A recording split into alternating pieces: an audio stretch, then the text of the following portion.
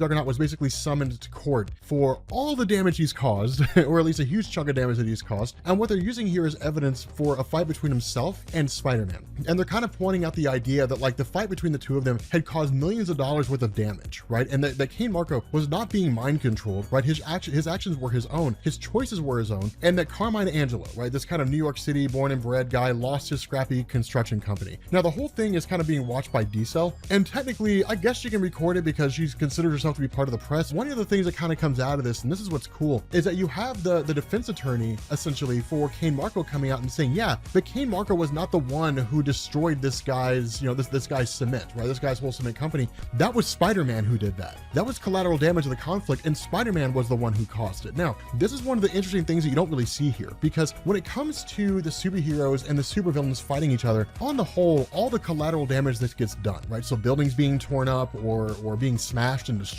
things like that, that's all handled by Damage Control Incorporated, right? It's a company with a government contract to clean up after the superheroes. And they don't really differentiate between who did what. It's just a matter of this was destroyed and then that's it. They usually use something like eyewitness evidence or video evidence or something along those lines to kind of figure out who caused what damage. But in this instance, Kane Marco was also stuck inside that concrete for months, right? Like for months on end. But Spider-Man is really the one that kind of brought this down. Now, it's not because Spider-Man was being terrible, it's because that's just the nature of what happens when superheroes fight supervillains.